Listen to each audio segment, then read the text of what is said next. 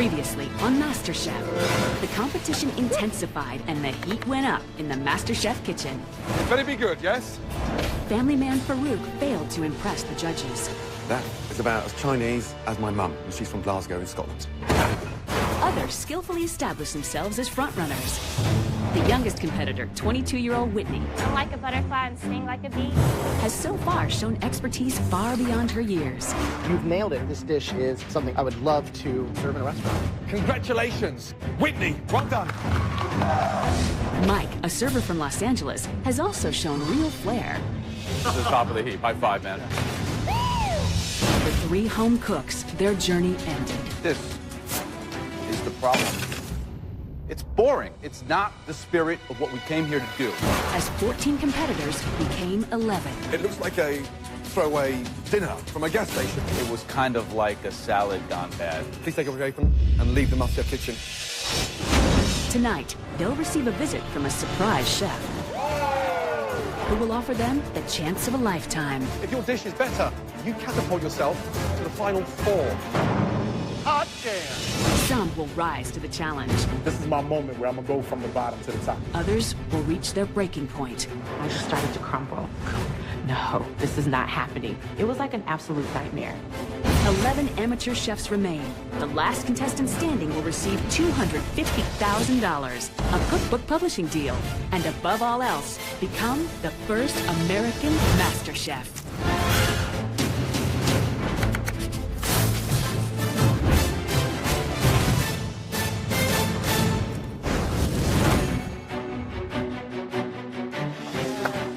Let's go, guys. What are we doing? I'm still kind of blown away by the fact that I'm actually here. It's been a total whirlwind since the beginning. Like 11 people left. It's a trip. It's crazy. I'm loving every second of it. Okay, welcome. New day. Here's the good news. From tens of thousands of you, amateur cooks across America, we're down to just 11 of you. But there can only be one Master Chef, right? First, you have to make it through today's test. Another mystery box challenge. As with every mystery box challenge, the contestants have to prepare, cook, and present one incredible dish using the ingredients inside the box. Jake, what would you want under there? Anything seafood, maybe sauce-oriented. Yeah, Seafood. sure. Wow. Tracy, what would you want under that box? I'd like some eggs, some flour, and some sugar. I want to bake something. That's my thing. Baking is what I do. Gently, on the count of 3, lift the boxes. 1, 2, 3.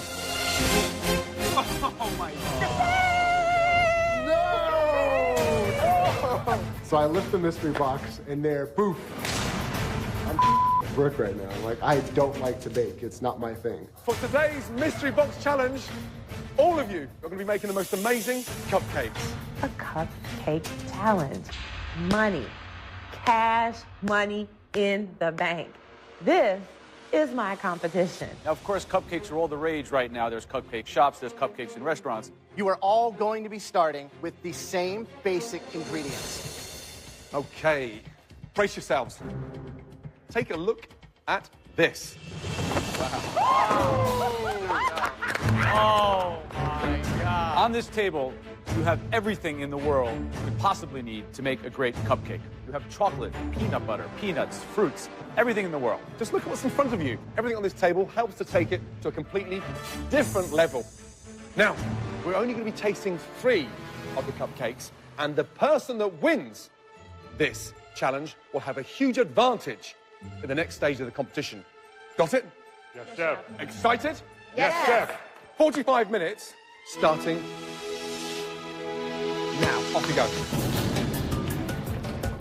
A perfect cupcake is a challenge for any chef, but to bake it and decorate it in 45 minutes is almost impossible.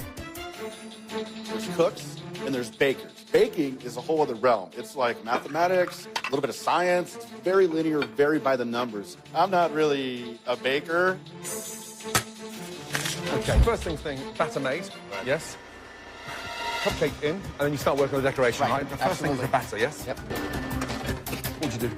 I would riff off a classic. I would do like a bananas frosted cupcake or a strawberry shortcake or Boston cream pie. I'd go for a different coloured frosting. Nothing too sort of dark and heavy looking. Inviting. Cocoa powder. I have no idea what I'm doing. I have no idea how to make a damn cupcake. So everything can go wrong. Right, Jerome. So you've never made a cupcake before, no? No. And who normally makes the cupcakes at home? My wife. Your wife. My wife is the dessert queen. So have you ever watched your wife make a cupcake? I have. You I have. She makes this amazing cream cheese frosting. Cream cheese And frosting. I'm going to whip in some crushed hazelnut and some Nutella into it, too. Okay, good. Whitney, how are we doing? What flavors are you going with? I'm going with the coconut and lemon curd filling. Do you make a lot of cupcakes at home? Cupcakes, cakes, Everything. everything. Great. Good. Lee, how are we doing? What are you making? I'm doing Irish coffee. Irish coffee cupcakes? Cupcake. So you're working with the Rebel stand mixer on this. That scraper beater means better mixing. It's doing exactly what I wanted to do, so I'm happy with it. Looking forward to trying it. All right.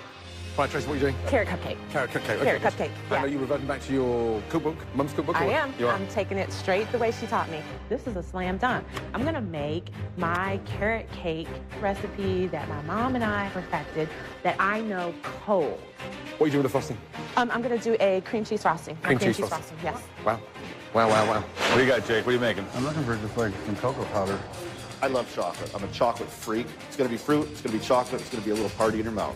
Okay, first off, two unique contenders already. Whitney and Tracy. I can't wait to try the carrot cake cupcakes. Yeah, I bet you the they're good. cream cheese frosting is going to be great. Sharon was using all these different nuts in his recipe, and it sounded good. Candied nuts. Yeah. Yeah, Whitney looks together. It's so crucial, especially with the time limit that we had, to get the cupcakes into the oven. It needed 20 minutes to cook, and then you want to be able to pull them out early enough to where whatever topping you're going to put on them doesn't just completely melt away. There's only 20 minutes left. Everybody's cupcake should be in the oven by now. And if they're not, you're going to struggle to get them cooked in time. What the remaining 11 contestants do not know is that the winner of this challenge will be given the chance to take themselves directly into the final four. Fruit, they've got to go in the oven. I think I wasted a lot of precious time just getting prepped and getting ready to make the cupcakes. Right. 10 minutes left, everyone. I've never made a cupcake before. I've got my finger crossed behind my back. They look like cupcakes. How they taste, I don't know. Whitney's looks amazing, even from here. God, she's so smart, that girl. I can win this challenge. In this part of the competition, I want the advantage. I think my cupcakes are going to be really tasty. Okay, 5 minutes to go. I'm, top 3 material at least. Oh, wow. It's time to separate the boys from the men. Every challenge that goes down is so much more heightened and more important for me.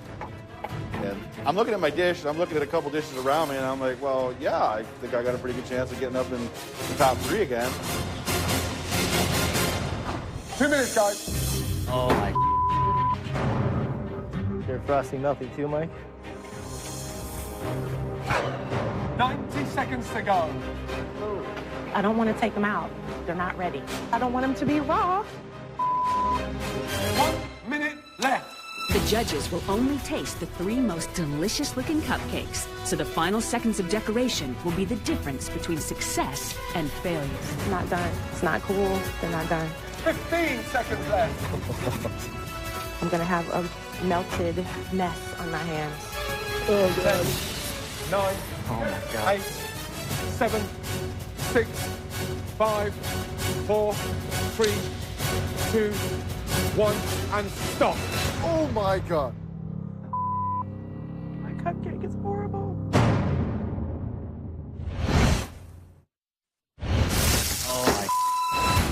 In this mystery box challenge, the judges will taste just 3 cupcakes. 7.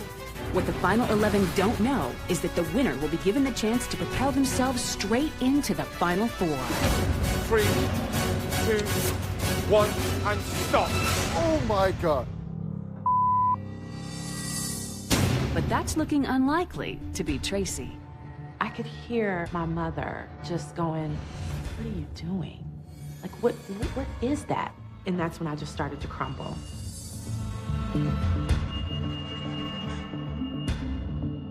Tracy? What's the matter? My cupcake is horrible.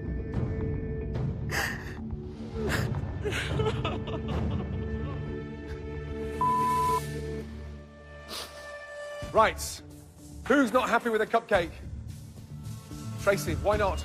I didn't have time to cook, and the cupcake was too warm. It just looks horrible. I mean, so it's a horrible cupcake. Well, presentation 0. Now, ready? Graham, Joe, and myself have considered the top 3 in no particular order. First up,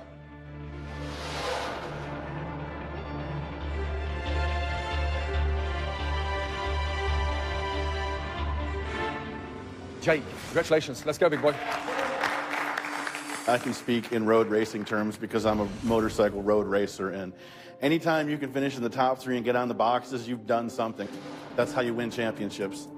You surprise us all. Clumsy, like a bull in the china shop, and yet you come up with a handsome cupcake. The idea behind it, what was it? Not to overcomplicate it, incorporate some fresh berries and lots of chocolate. I'm a big fan of the chocolate. You can tell just by slicing it in half with the pressure of the knife, on or off, how light it is and how easy it goes through.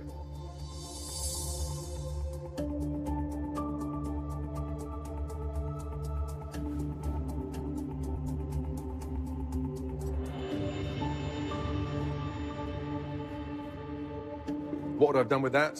A few chocolate pistils running through the center, share a little bit more sort of oozing chocolate, make it even more moist. However, 45 minutes, you've produced the goods. Well done. Thank you. This could be a dessert that you could put on a plate in a restaurant. It's almost kind of an ode to a flourless chocolate cake. Joe, my agenda is to not let you guys down. A couple weeks ago, my new friend Graham gave me a chance, an opportunity to prove myself, you know? Well, that's all I've ever asked anybody, man, is an opportunity, and I got that opportunity, and I'll be damned if I'm gonna let you guys down in here. Yeah, good job. Very good job indeed. So, second person up.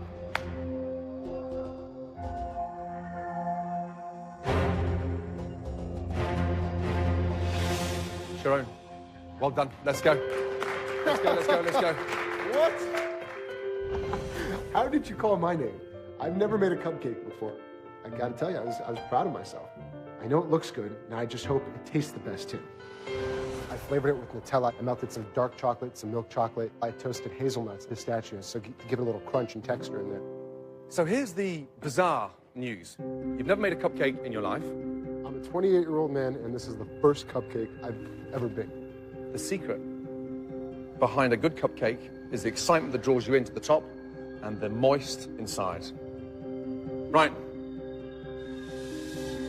You just feel with the ease of the knife running through.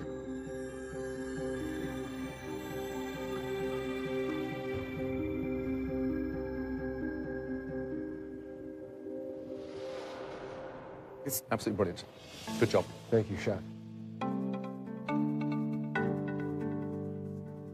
Cream cheese is rich. It's good. This is quite an accomplishment. It's also visually, I think, the prettiest one we've seen. So, thank you. Well done. Thank you, Chef. Well done, well done, well done. Good job, man. Good job. Right. One more.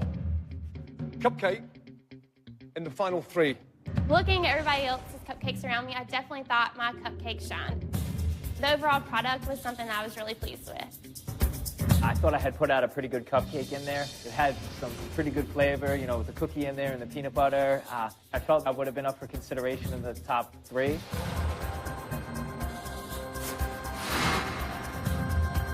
Congratulations. Whitney, well done. Great job. Describe it to me. It's a coconut cupcake with a lemon glaze. I always love lemon glazes because my grandmother always makes a glaze for her cupcakes. Explain the topping. Okay, the topping is toasted coconut. Yep. Because it really brings out the sweetness, and I like the crunch it gives.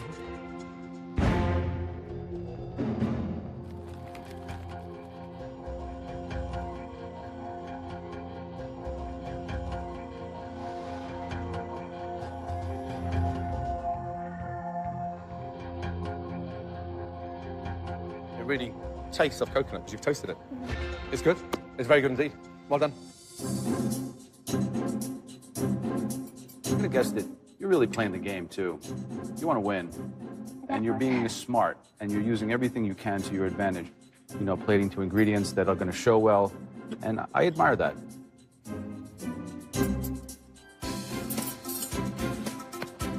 I love the coconut lemon interaction. It's really good. It gives a lot of flavor. It pops. A very smart cupcake. Thank you.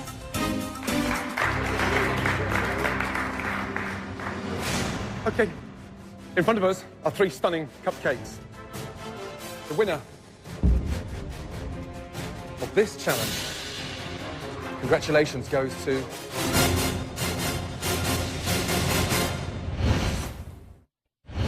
Here we go. In front of us are 3 stunning cupcakes.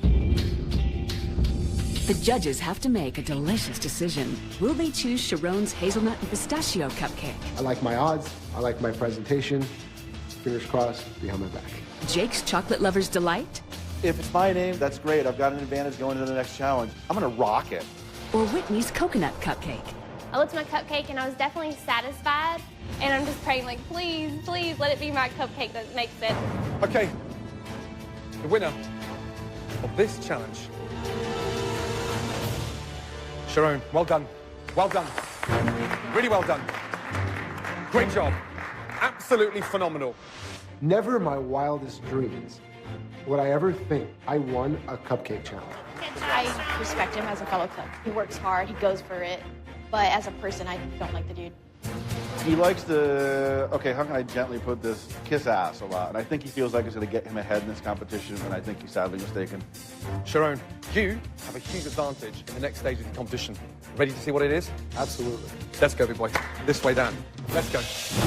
Sharon is in control of the next challenge, where one competitor will be going home. He has no idea that a surprise is about to be revealed in the pantry. Under these 3 domes, normally there's 3 ingredients. Not today. Because under these domes are 3 dishes. These were made by one of the best chefs in America today. Wow. And she's here to tell you all about them. Please say hello to Kat Cora. Kat Cora. No way! Kat Cora is like one of my heroes. I've been watching her cook since I was a young teenager. I felt like a 16-year-old schoolgirl seeing Justin Timberlake for the first time. Oh my God, what an incredible First ever experience. female Iron Chef, recently cooked at the White House for the president. And the new book, your classics with a twist, right? That's right, that's right. I couldn't have asked for anyone better to come out of that door. Okay, ready to reveal. Under this first dome. First dish is... This is my truffle halibut with a sweet corn savion and a fava bean salsa. Smells amazing. Will rock your world. Under the second The dome. second dome is beef. Oh, wow. Now, this is my Basque beef tenderloin. This is a Spanish rub that I have on there. It's also got a spicy chimichurri sauce, a little saffron, a couscous. This is one of the dishes I absolutely think is a perfection on plate. Okay, what do you want under that in a perfect world? In a perfect world, yeah. And if I know Kat, that's got to be lamb. Okay, Kat, under the third dome, what is it, please? Under the third dome is, you were right, lamb. This is a little more Greek style. This is my marinated lamb chops, which I absolutely to die for. My feta salsa verde with some fried, just really nice crisp squash blossoms on top. Think carefully. You're going to choose the one dish that everybody else cooks. Which one? I think that based on the intricacy in making that dish, I'm going to go with Sharon got to choose what everybody else will be cooking. But he didn't just get to choose the main ingredients. He got to choose the dish. Sharon chose for all of you a stunning halibut dish. I've cooked fish before. I didn't really know all the intricacies of the dish just yet, but I was feeling pretty good. When we found out that it was fish, that it was halibut, I was like, I got this in the bag. Never ate halibut in my life. I'm like, All of you are going to have to cook this dish properly. It's the exact specification of that dish, because the one individual that comes up with the worst tasting looking halibut dish will be eliminated from MasterChef. Lucky for all of you, the person who cooked this dish is here today to show you how to do it. Please say hello and a warm welcome for Kat Cora.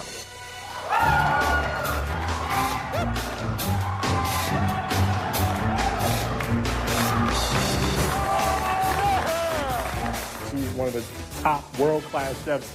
It was just like a star-struck moment for all of us. She's a slender, small lady, but don't let that fool you because she knows how to throw down in the kitchen. So great to be here with all of you, and you look excited and inspired. It's a fantastic dish, challenging, but you all look up for the challenge, right? Yeah. Sharon, Yes, chef. everybody else is cooking to save themselves from elimination.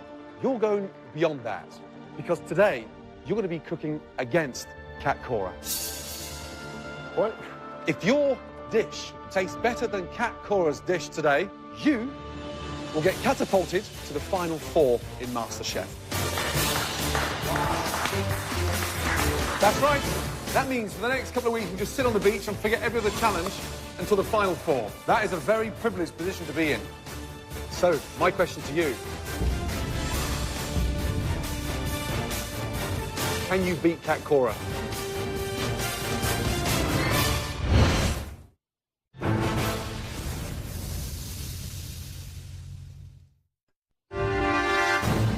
So, my question to you, can you beat Kat Cora? I will do every single thing I can and put my heart into that plate. That I can promise you. As much as I love Kat, as much as I'm absolutely obsessed with her, I need to find a way to beat her. Kat is now going to demonstrate how to cook this halibut dish. Please watch carefully. The individual who comes up with the worst halibut dish will be eliminated. So we were all competing against elimination while Sharon is competing against Kat for, a free ride to the final 4 on the back of a cupcake challenge. Okay, Kat, you ready to start the demo? Ready. Yeah. All right, everybody, gather round, gather round. All right, now this is going to all be about watching for technique because that's the most important thing when you're cooking. As Chef Kat Cora demonstrates the dish, contestants must keep in mind that today's challenge is about observing and replicating her dish without a recipe. The person who makes the most mistakes will be going home. These take about literally a minute. And remember, you guys are under the clock. I was watching her prepare that dish like a hawk. It's her dish. Yes, she can do it with her eyes closed, but I gotta beat her. The secret to cooking a great piece of fish is you want a smoking hot pan, so when you put it down, you get that really beautiful caramelization on your fish. So important to flavor, okay? Okay, first thing I took away from Kat's demonstration was how she sampled her oil in the pan to see how hot it was. Immediately, technique, first thing to deal with the fish. I'll use it for the rest of my life. We're still looking for a really beautiful color there. Now what I'm gonna do is I'm just gonna turn my fire off. My fish, you notice it's still cooking and the fire's off. That's why you want to be really careful with halibut and overcooking.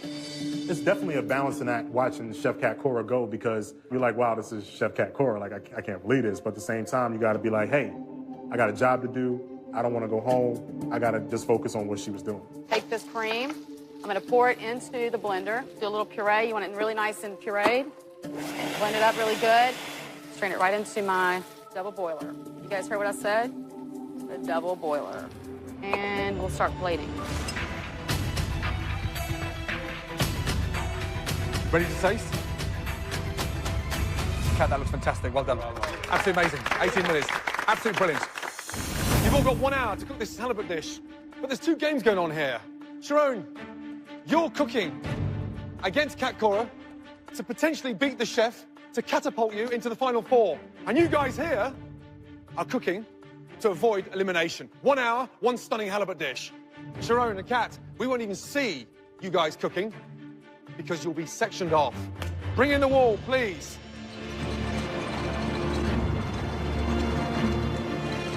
Are we ready? Yes, chef. On your marks. Get set. Go. Off you go. Let's go. In my head, I'm thinking, what can I do to beat Kat Cora at her own game, at her own dish? I got 1 hour that's going to decide whether I can jump to the final four. Do you think he's going to copy her, or do you think he's going to go down his own little line? I think that he is stupid and proud enough to try to do something to distinguish himself differently, and that's going to be a big risk. Yeah. He's got the safety net to think that he's actually not going home, so Right. you think, I've got nothing to lose. Go for Got it. nothing to lose, exactly. You already got those fava beans in? Yeah, they're done, babe. Oh, man. Now, Kat sauteed her corn and her red onions in olive oil. Maybe I can butter up these judges just a little bit and use butter instead of olive oil. And I thought maybe with some shallot, as opposed to that red onion, it's a little sweeter, I can sweeten up the judges a little bit as well. While Sharon is battling Kat Cora for a spot in the final four, the remaining 10 are fighting to keep their MasterChef dreams alive. Farouk, how's it going? Doing pretty good, Chef. Yeah? First thing she said from day one, get your pan nice and hot. Your gas is not even on yet on the pan. Oh, this one right here? Yeah. Never ever start in a cold pan. Have you cooked halibut before? Yes, I have, Chef. You have, yeah. Good. So you know how easy it is to overcook it? Yes, Chef. Yeah. You gotta take your time with it. Got to take your time. Jake, how's it going? Going fine. Yeah, first of all, very tidy. Yeah, you Yeah. got everything set up first. Absolutely. Chopped. Halibut, you've cooked before? Yes, I've done a lot of fishing, caught a lot of fish, pretty familiar with fish. So. Okay, good. Yeah. Okay. Woo, that's too slow. This isn't a competition about creativity, and so I think it's going to be really, really crucial to see who seasons and tastes their food every step of the way. They've got to replicate that dish now to prevent them from going home. And for me, the biggest disappointment is we get a dry piece of halibut. Yeah, we should be able to hear it as soon as that fish hits the pan. All right, Mike, what's going on, bud? You got both fish in, huh? Yes, sir. Yes, So no safety net. You're playing without a net now. You went all in. All in, yeah. Remember, you're looking for that cornflake kind of golden shine to it, you know?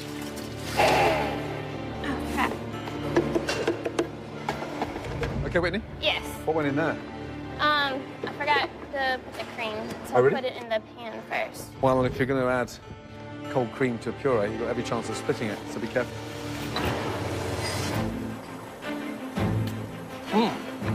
That's nice. You dropped your fava beans yet? Yeah, they're in. I'm watching them like a hawk. I know she's an Iron Chef for a reason, and that's because she's always winning. I've made this dish at least 1,000 times Oh my or more. And she's an ultra competitive person, just like myself. So I'm not expecting any freebies here. All right, Kat, here's my trick. What's your trick? I'm using shallots instead of red onion for the saute. Hey, man, change it up. Just hoping that'll be a little sweeter, and that'll give me the edge. When you tried the dish that Kat prepared for you, what was the first thing that came to your mind? It What was popped? the light cream sauce. You think that that's exactly like hers? It might be a little better. I think I've got a little. I added a little more corn, a little more on garlic. Hers is a little on the right-hand side. You taste that recently? I did. Don't break his dream, though. You know, you think that it's better than Kat's. Better so. than Kat's. I don't know. I think it's good. Yeah, that is why you were David Miller. Better. That's why. Watch the cook on that fish. You got it. Okay, folks, we got 15 minutes left. Sharon, Yes, Chef. your competition is trying to catapult yourself into the final four, up against Kat Cora. I gotta be confident, or else I'm not gonna win. Just let the dish talk for itself, you know? Slim, what's up? Ah, You're already plating, huh?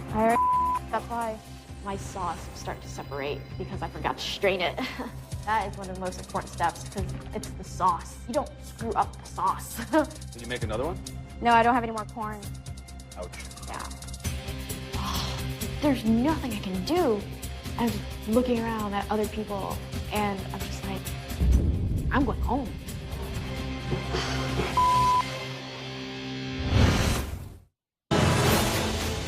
Right, 4 minutes to go, guys, yes?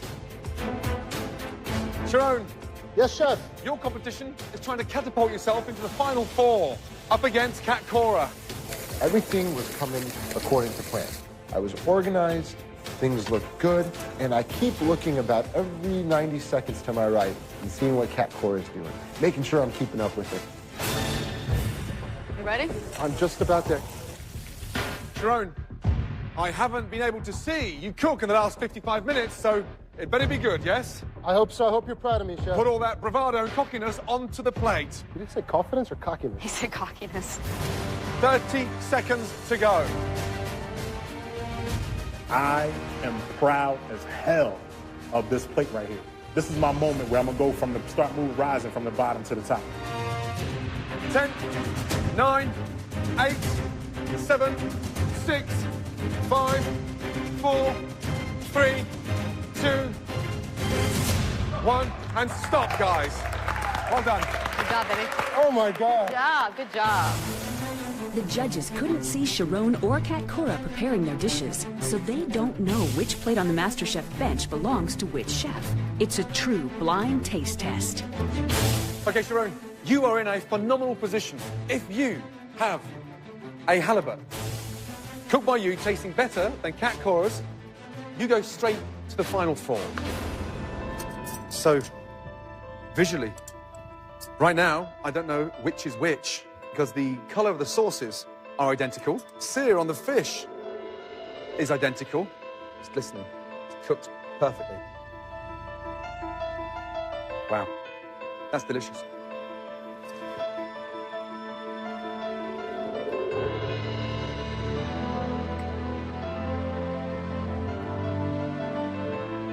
One of these dishes is truly wonderful, but the other one is world class. The fish is cooked both perfectly on both plates. The technique, like The one, yeah, absolutely. the plate on the left is silky. I mean, we all agree it's a better dish. Okay, good. Okay, tough call, but there's a unanimous decision. Both fishes were brilliantly cooked, but there's one dish that is accomplished, polished, and just seasoned to the absolute perfection. If I beat Kat Cora in this challenge, I get a free first-class ticket direct to the Final Four. Need I say more? Now, Jerome, if that is your plate, you're going straight to the Final Four. And is that your plate?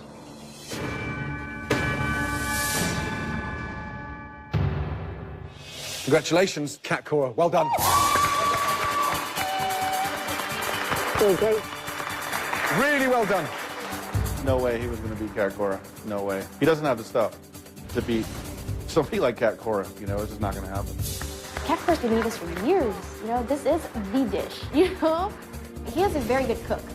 He is a very good cook, but he needs to learn modesty. Now it's time to taste everybody else's halibut. And on the back of that, one of you will be leaving MasterChef. Jerome, well done. Kat, would you be so kind of come and join us? Thank you. Back at the station. Right. Slim, please bring your halibut up. First up, facing the prospect of elimination, 22-year-old Slim. I think I did pretty well. It's just I did forget to strain the sauce before I started whisking it. Yours was the first piece of fish that hit a pan in this competition. Why'd you cook it so early? Every time we had a competition, I always thought that less time had passed than it actually did.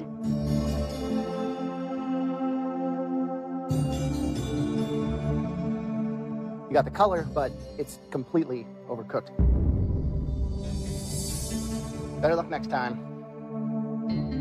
Okay, at this point in the competition, this level, I'm not going to even eat the sauce because I don't eat garlic boiled in cream. Graham said better luck next time. I'm not sure there will be a next time.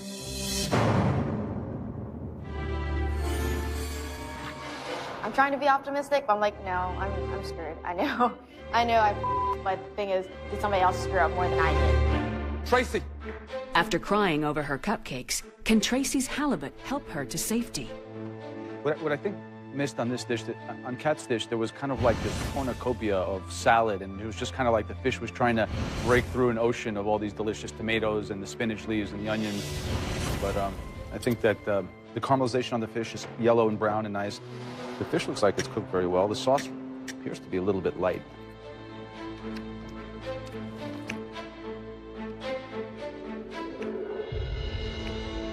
Actually, the fish is excellent. Thank you. Perfectly cooked. Very well done. I think that's a good interpretation of Kat's dish, and I think it's a dish that you could serve in a restaurant, no doubt. Thank you very much. Thank you so much. Definitely. You're welcome. Okay, next up, David Miller. Let's go. David has yet to win a challenge, but he's confident that this dish will change all that. This is the sauce that's better than Kat Cora's, right? I liked it. I thought it was, I don't know. You said it was better. I was hoping it was better. Oh, okay. Maybe I misheard you. No, it's definitely not. Okay. Mike, let's go. Mike Kim, on the other hand, won last week's challenge and has become a MasterChef frontrunner. Mike, how are you? Okay. You could definitely tell you didn't use all the cream, and I'll tell you why, because it's very, very thick. Yeah. Let's see what your fish here. Is that done? It's actually a little raw inside. See that? It's a little bit raw inside, I believe. In the center. Mike, it's not working for me at all, babe. I'm sorry. It's just not. I mean, you know, it's one of those dishes where I know you put a lot of effort into it, but I don't even want to eat it. I'm sorry. Mike has been a front runner. Every single one of his things has just been like blowing my mind. And to see him mess up fish, you know, it lets you know he's human. You know, I was thinking that it was not looking good for him. For their latest challenge, the remaining 10 best home cooks in America had to replicate a Cat Cora's signature dish. So far, only Tracy has impressed the judges. It's a dish that you could serve in a restaurant. Thank no doubt. you. Whoever plates the worst dish will have to leave the MasterChef kitchen. Jake, let's go. I was proud to carry that dish up and present it to these amazing chefs. I think for really the first time in this competition, I was like, there's nothing I would change about that dish. Wow. Now that's absolutely beautiful. You definitely listened to what I said about a good balance to the salsa. I see some moistness there. The sauce, now I don't know the taste, I'm gonna taste it right now, but the sauce is absolutely stunning.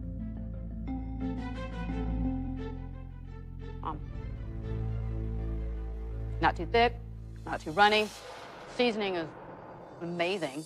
Thank you. Well, guess what, Jake? It worked, and you rocked it. Thank you. Good job. Okay, Whitney, let's go.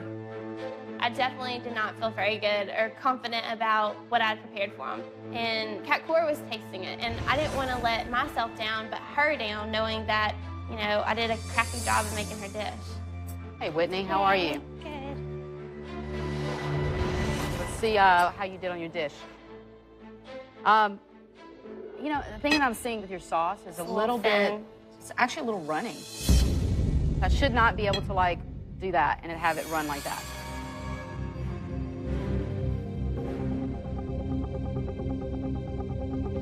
Needs seasoning. Anything can look gorgeous. You can put it in front of somebody. Taste is everything. But you definitely need some seasoning on that, okay?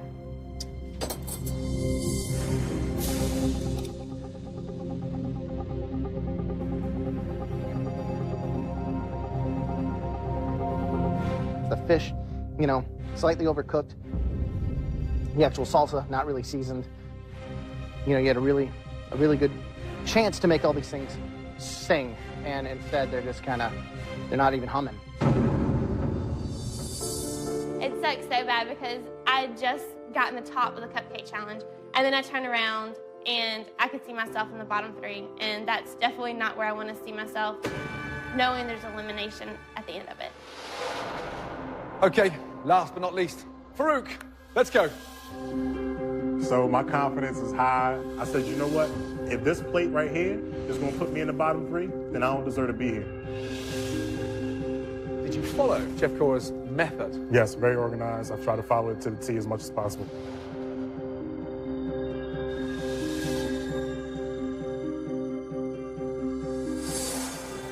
I think that you definitely, there's a looseness to the sauce. Could have been a little bit thicker. That just comes from, you know, whisking a little bit more, not rushing it too much. The salsa, but just a little dry. You know, it's not a good mix of the seasoning and the oil. It's too bad, man. Thank you. So it's a very thin slice of halibut. That could be your nemesis. It could come back and bite you on the butt because it can be overcooked instantly.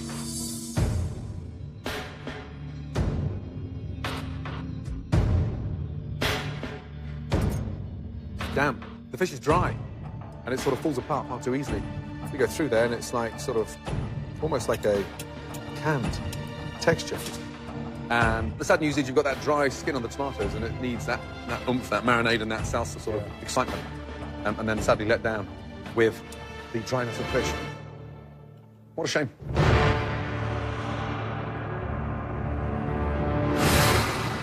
Before the elimination, Kat Cora, along with the MasterChef judges, select the best dish.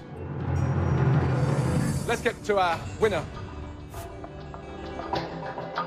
And we all agreed that it was the dish that was closest to Kat's in terms of presentation, execution, technique, and the whole plate coming together as one. Congratulations.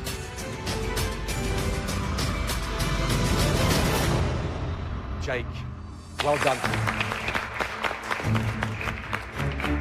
It was sort of like surreal. I'm like, okay, I'm pretty sure he just said Jake, or at least something that rhymes with Jake. It's awesome. So I was super stoked. Now that the judges have chosen the best dish, it's time to select the bottom 3. And for one of those unfortunate chefs, their time in the MasterChef kitchen will come to an end. Okay. First dish in the bottom 3 belongs to Mike. Let's go. That's right. I did not expect to see you here. How could you go from hero to 0 in such a short space of time? Second person to join Mike. Slim. Having had the demonstration live, I don't expect someone with your enthusiasm for food to forget to strain a sauce. Joining Slim and Mike.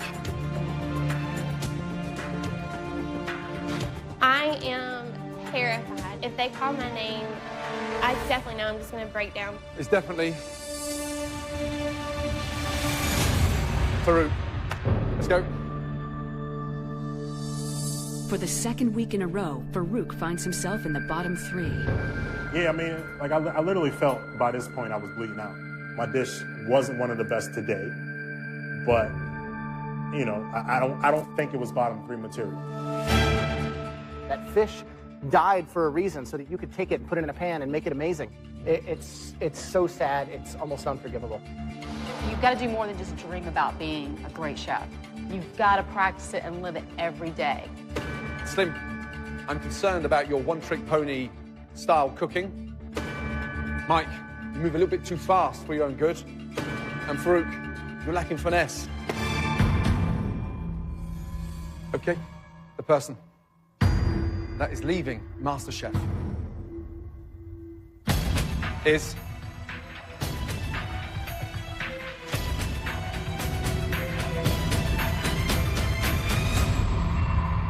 Farouk.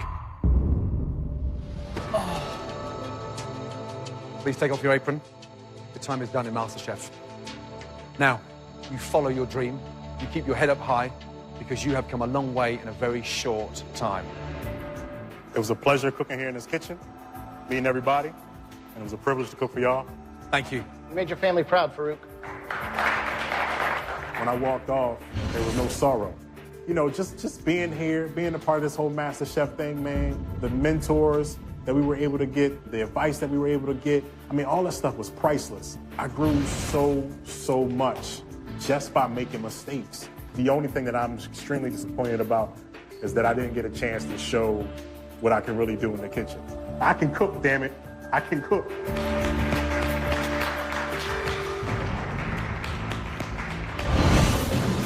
The remaining 10 are about to be split into opposing teams for a challenge to satisfy some of the hungriest appetites in the country. You're going to be cooking for the backbone of America. Truckers. What the hell are you asking for? Dude, are you doing the burgers, right? No, you are.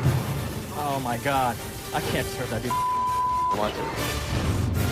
The team that loses will face the dreaded pressure test, where one more contestant's dream of becoming America's first MasterChef will come to a bitter end. Farouk, please take off your apron. Your time is done in MasterChef. With one more cook out of the competition, the remaining 10 are about to be split into opposing teams for a challenge to satisfy some of the hungriest appetites in the country. You're going to be cooking for the backbone of America. Truckers. What the hell are you asking for? Dude, are you doing the burgers, right? No, you are. Oh my God. I can't serve that, dude. The team that loses will face the dreaded pressure test, where one more contestant's dream of becoming America's first MasterChef will come to a bitter end.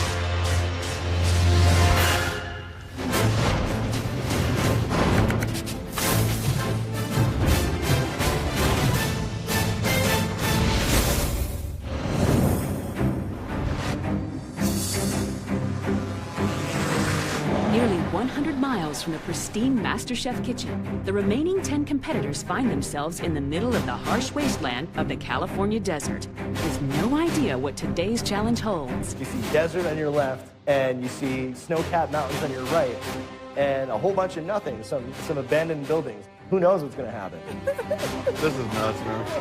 Okay. That's Gordon in the front seat. It is him. Hey! Okay. Right, good morning. Morning. You've cooked for us. You even had the chance to cook for Kat Cora. But now it's time to cook for the people who are clearly the backbone of this country. Today, your challenge is to cook for 100 hungry-ass truck drivers. Yeah. You guys are gonna make them the ultimate truck stop dish. Hamburgers. All right. I was a trucker for many years, and I've spent certainly my fair share of time at truck stops. So it totally, struck a chord with me. I was like, yeah, this is going to be cool. I can really dig in and get into this. Nothing says America like a hamburger. You probably had 100 in your lifetime. I probably had 50 last week. I guarantee these truckers have had more. Some of them eat them every day of their lives. Today, you'll be competing in teams. A blue team versus the red team. Each team will have their own truck behind you full of the most amazing ingredients. From chuck steak to pork to seasoning, everything you need to make that ultimate burger is in that truck. Now, you have to grind the meat yourselves. So therefore, you put your combination together. Whether it's beef, pork, lamb, that's your choice. Remember, these guys are long-haul truckers. What's it going to take to win them over? Is it a gourmet burger? Is it a burger that has more of an Americana sensibility? So think about it very carefully. Jake, yes, you clearly had the most stunning halibut dish in our last challenge, so therefore you get to pick your team. Yes, chef. Come over here, please, buddy. Take it! How are you feeling? I feel great. I'm going to ask for you to nominate the first member of your team. Okay.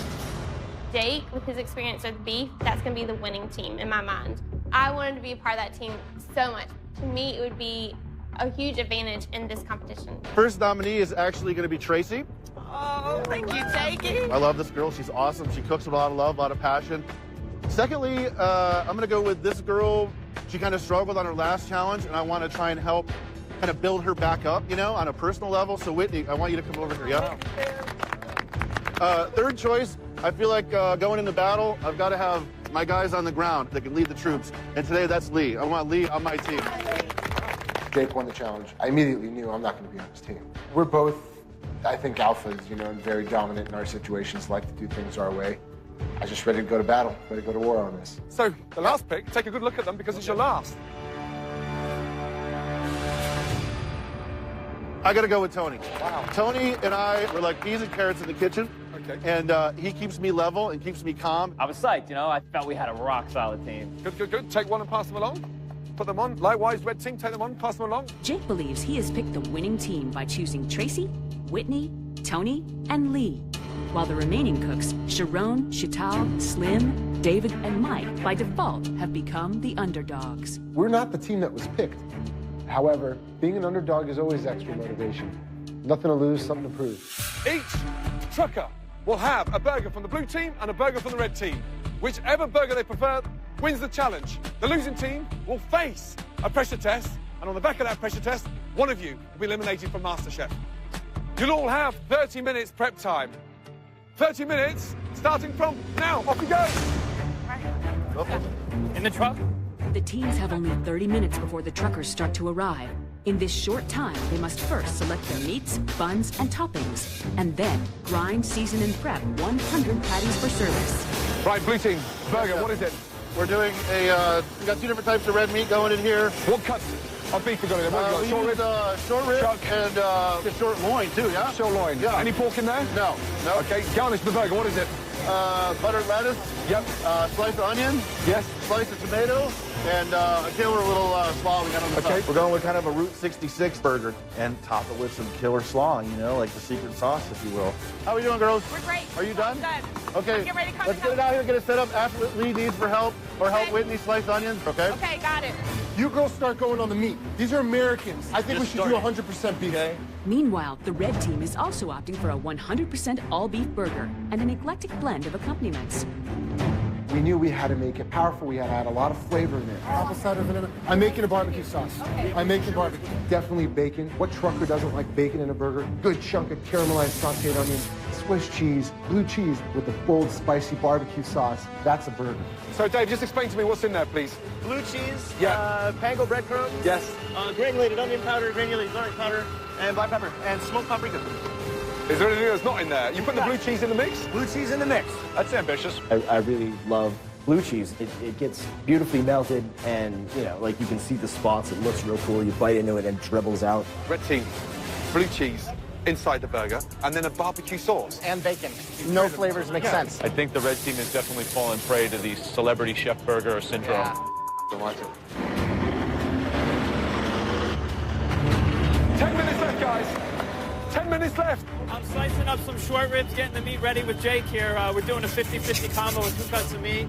Kind of very Americana, but I think we're going to pull this off today. And we have some patties ready. Yeah, we're working on it right now. Right behind you. Jake took control. Tony, me, Lee, this, Whitney, Prep, you know, everybody got their jobs. Everybody just fell in line. We were a well-oiled machine. You guys are kicking ass. While the blue team remains calm and collected, the red team discovers a crucial problem with their beef and blue cheese patties. Oh my God. I can't serve that, dude. It's leaking all over the grill. It's smoking everywhere. The blue cheese just gunked all over the place, got all over the griddle, melted through. It was a complete disaster. Yo, no blue cheese in the patty, please! Terrible. Yeah, bad call, guys. No blue cheese. Put it on. You got it. 2 minutes left until the first trucker arrives. 100 burgers each. Come on, dude. With only 2 minutes left, the blue team's burger station is in full swing. But on the red team, panic is taking hold as they scramble to prep a whole new batch of burgers. We need a lot more meat, guys. We're screwed. Just turn those out first, brother. Come on. Where's the salt and pepper? Have to salt and pepper this. The red team at this point is in jeopardy of not having food when the truckers show up here in the next couple of minutes. Right. The blue team, judging from a dozen burgers on the grill and a set-up line, will have food to offer the truckers. Doesn't matter how good your food is if you can't get it made and put up in time. Okay, guys, I think we can see the first trucker coming now. It's utter chaos. Are you doing the buns? What's going on? No, you gotta do patties. Come on, guys. We're like, what the is going on right now?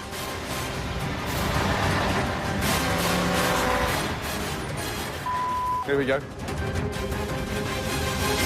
God.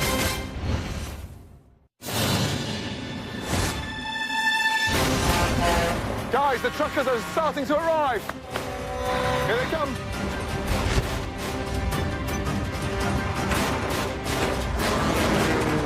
Hey, how are you today? We're going to get you a lovely burger.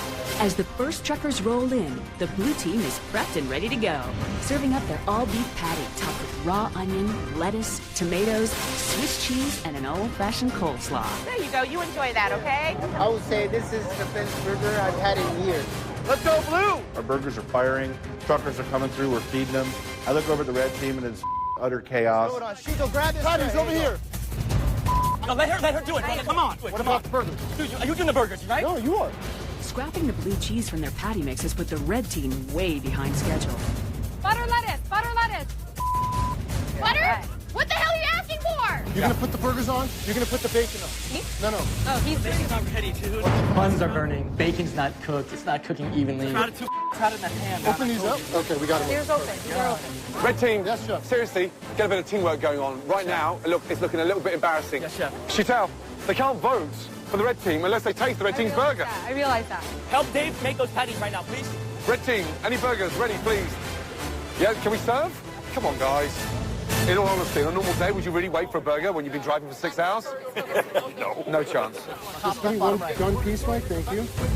Finally, the red team is serving their gourmet all-beef burger, topped with sautéed onion, bacon, Swiss cheese, and their secret weapon, Sharon's Chipotle barbecue sauce. There we go, man. Enjoy. Bon appetit. That's the first burger out, guys, yeah? Congratulations.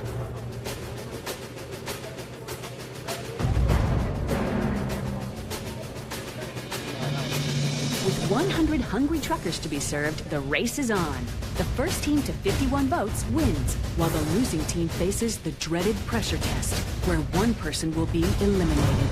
Okay, red team, blue team, listen to me. Chris has had a burger from each team. He's now going to cast the first vote on which one he prefers. So 2 different burgers, one from the blue team and one from the red team. Come on, baby, blue. I'm not feeling confident at all with our first trucker. But what I did know is that we were making a kick-ass burger, and that burger was going to be the best burger out there. Interesting combinations. Which one did you prefer? Was it from the blue team or the red team? It's gotta be blue. It's gotta be blue. We might be disorganized, but we make a hell of a burger. Come on. Pull it. The red team. Yeah! Hallelujah! Why did you prefer the red team over the blue team? The sauce is good. Right. And the hamburger was good. I mean, it was done just right. That don't mean nothing. That's one burger. Red team or blue team? Red team. Red team, wow. Off we go. Yeah! I had just told my blue team, whatever's happening with the scoreboard, it doesn't matter. Just stay focused on the job at hand, and the best burger will win. There you go. You enjoy that, okay?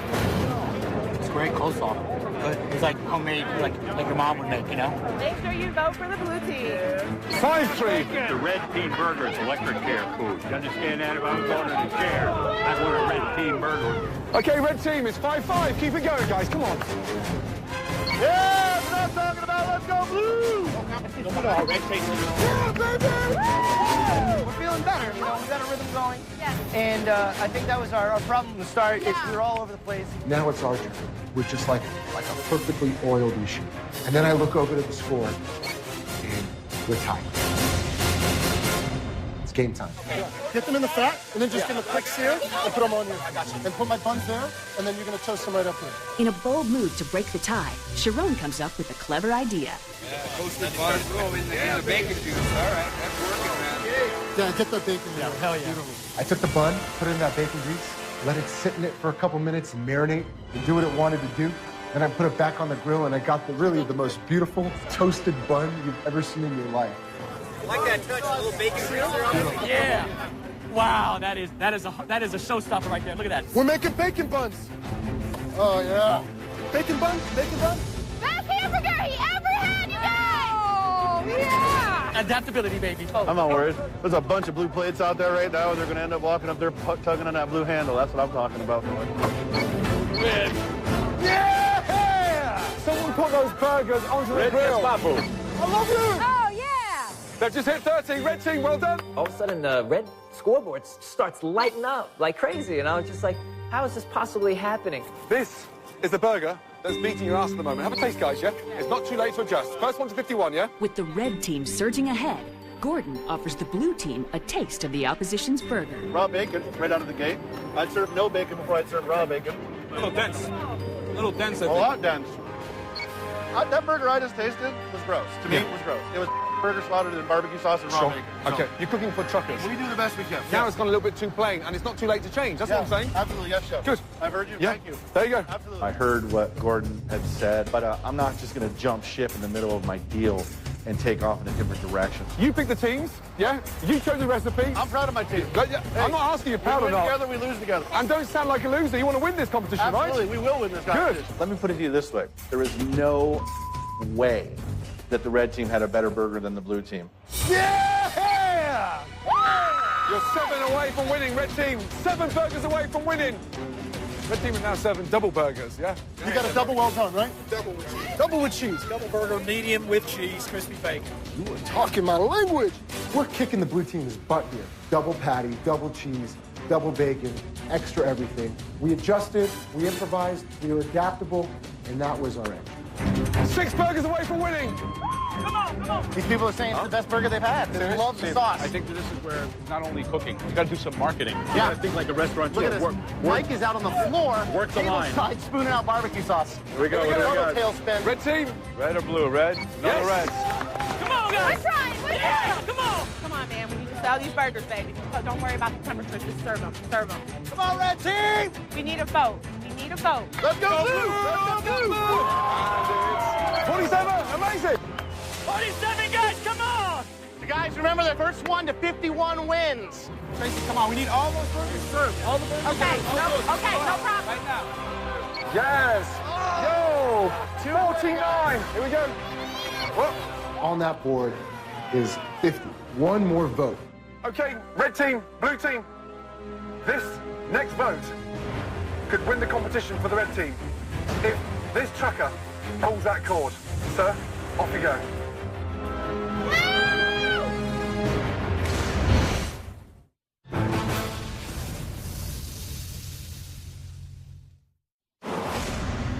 Okay, this next vote could win the competition for the red team if this trucker pulls that cord.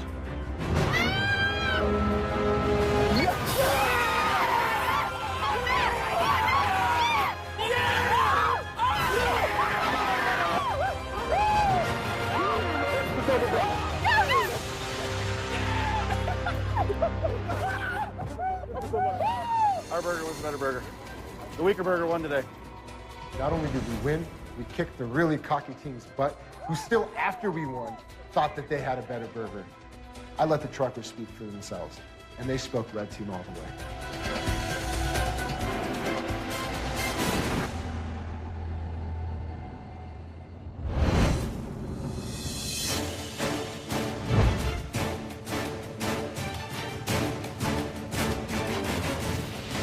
With the red team safe, the blue team is about to face the dreaded pressure test that will send one of them home.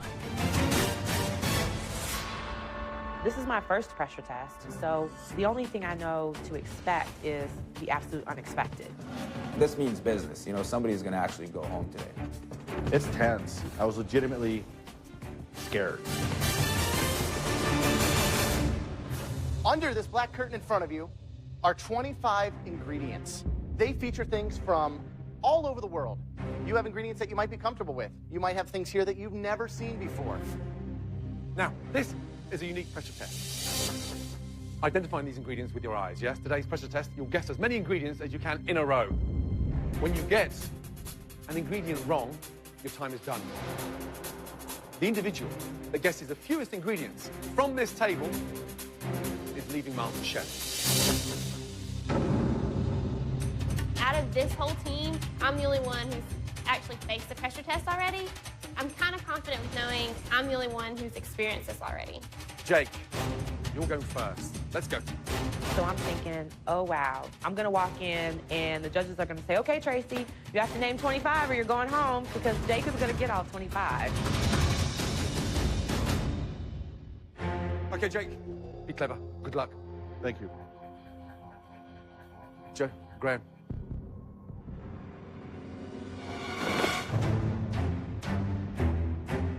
I'm looking at these 25 ingredients, and I'm like, okay, boom, boom, boom. My eyes are darting around. I'm seeing a bunch of stuff that I get. I'm seeing a few things that I probably am pretty sure about, and then I'm seeing a handful of things that I'm kind of like, I don't really know what that is. I was shooting for 20. Okay, Jake, take one ingredient onto the table and tell us exactly what it is.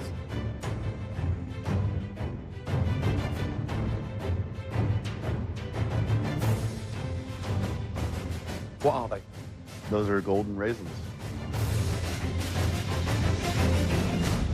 Correct. One. Good job, Jake. I know exactly why it's called a pressure test, because you are under a tremendous amount of pressure. It's one shot on each ingredient, and if you get it wrong, that's it. That's your number. So there's zero room for error. Jake, what is that?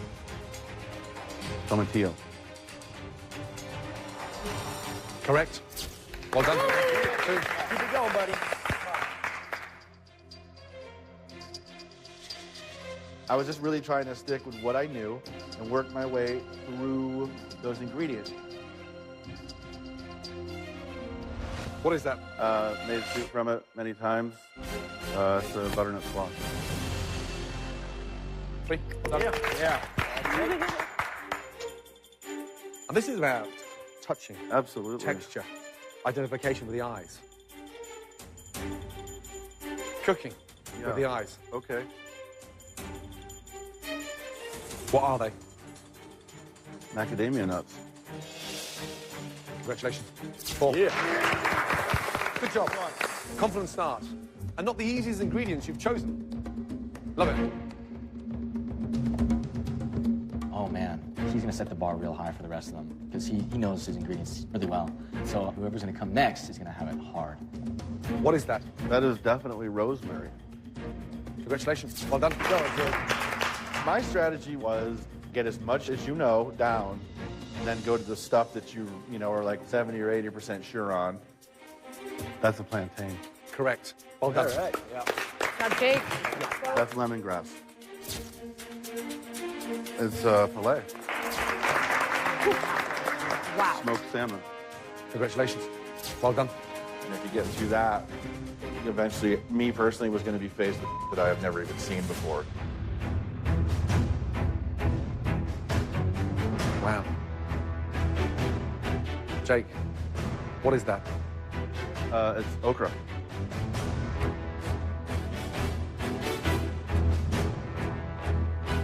Correct. Thank you. Well done. And 15 left. Keep it going. Really good start. Jake, what is that? That's rhubarb. Rhubarb. Well done. Excellent. 11 in a row. Correct. How many are you unsure about now? Oh, maybe half a dozen.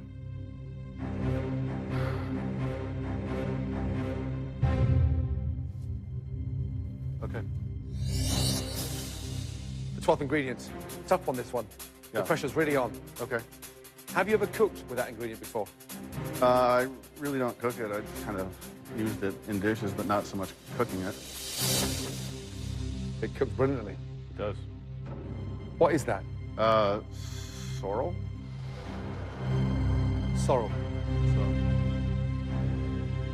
Jake, that is watercress. Ah, you're sorely mistaken. Jake, you've scored 11 out of 25. Sorrel. Jake! 11 ingredients? No way. I'm thinking to myself, dude, you blew it. You're done. Bye-bye.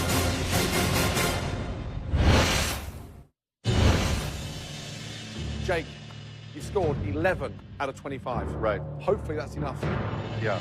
I, at that moment, thought I had just handed this competition over. Next up is Tony. Let's go. Okay, Tony, pressure test. The number to beat is 11 out of 25. I was like, Jake got 11? Man, I was pegging Jake to get like 22 or something like that. But I felt like, I had a shot at, at least getting a dozen of these things. Think wisely. Tony, what is that? That is rosemary. Congratulations. All right, Tony. Keep it going, bro. Good start.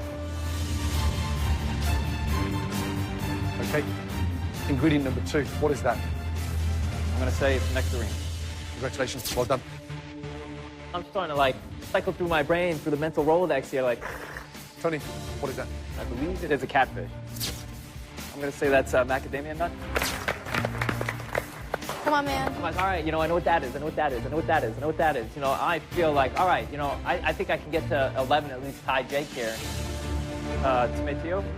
Well done. What is that? I'm going to say it's okra. I'm going to say it's blue cheese.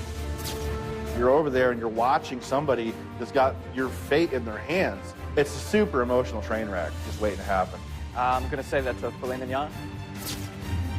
I'm going to go with plantain. It's lucky number 9. Yeah. Come on, Tony. Go, Tony. A few more, buddy. Next ingredient. Is it going to send you to double figures? Think wisely.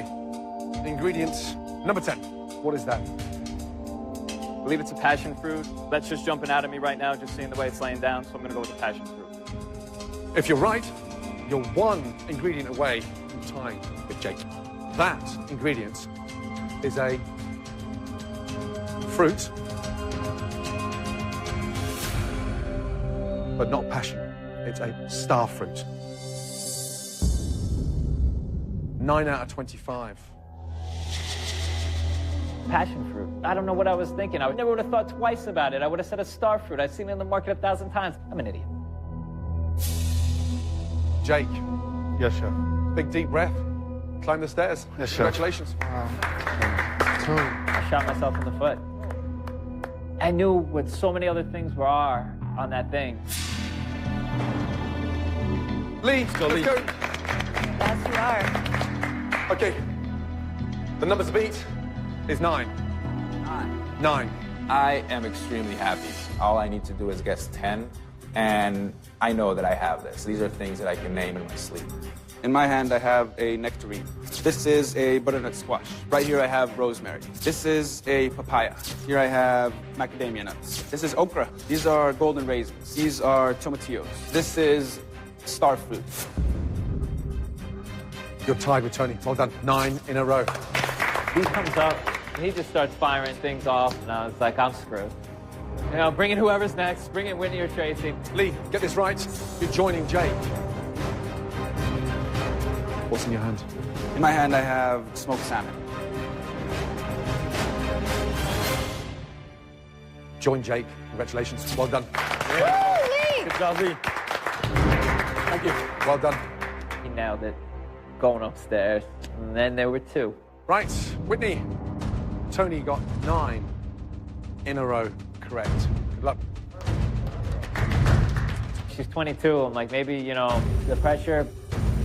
That's quick. First ingredients. This is okra. Dear Lord, please. I'm like, you know, I need some company over here. Tomatillo. These are dried black-eyed peas. I see a lot of some southern things going on. You know, she started rattling them off. These are golden raisins. This is a butternut squash. It's a nectarine. It's smoked salmon. It's rosemary. This is a papaya. She went for the plantains. I'm like, oh, Whitney, please say banana. Please say banana. Not an easy one. What's on that plate? This is a plantain. But no such luck. Well done. 10 in a row. Good job. Starting to get hot. Even like doing like signature dishes or cooking in that kitchen, I haven't sweat like I was sweating up there today. Last up, Tracy. All right, Trace. Doctor's in the house. Woo, Tracy! You're the last up. The pressure is really on. Tony, how you feeling? I feel like it's getting late early around here. Tracy. Yes. Tony got 9 out of 25 correct. Really? Seriously? 9? He only got 9? 10, pressure's off. 9, you tie with Tony. Any less than 9, Tracy, you're leaving MasterChef. All right.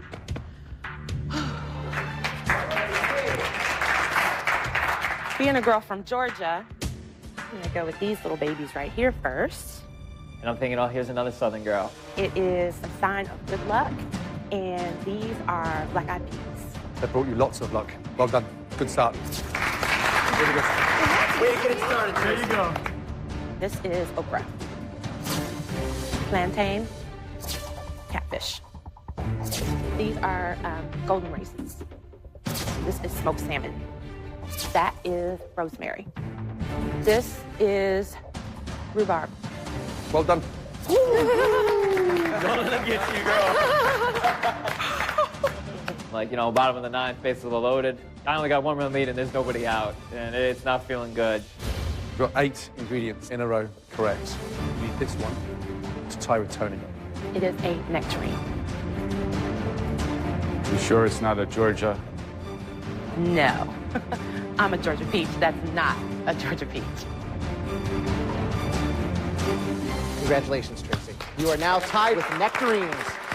Well done. This next ingredient is either going to be my favorite ingredient or it's going to be the ingredient that will haunt me for the rest of my life other than a cupcake. Just want to be absolutely sure. You have to be 100% certain. Right. Okay, let me look over these ingredients again.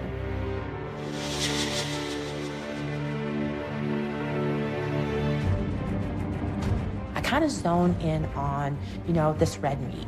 It seems pretty straightforward, but they have got to put a ringer on here. They have got to put something on this table that is going to trip up all of these smart contestants.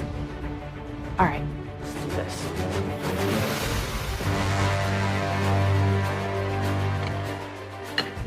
You guys wouldn't trick me, right? If you get this ingredient right, Tony is eliminated from MasterChef. I just hope I have what it takes just to make it back into the safe haven and keep my apron and keep on fighting here. Name that ingredient, please. This is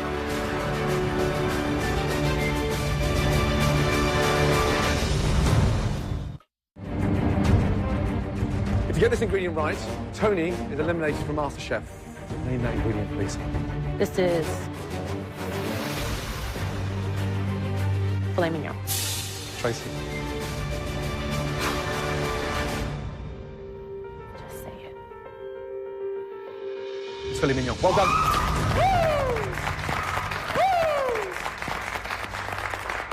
Congratulations. Join the rest of them. Tony, please come over. Thank you. Your journey's been amazing, and you took us all by surprise.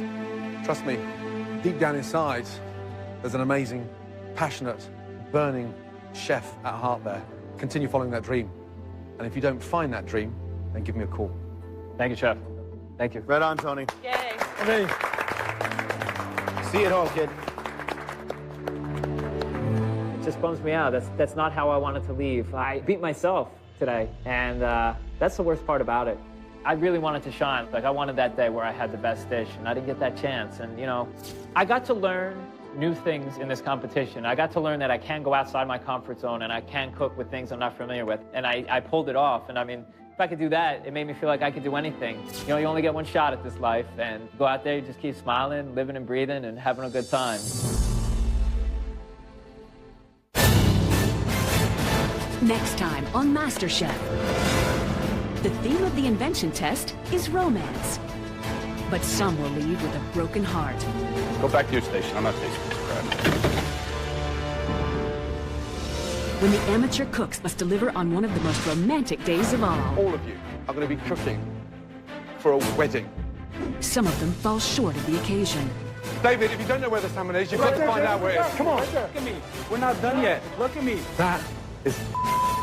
And must face the most intimidating pressure test to date. 2 of you will be leaving MasterChef.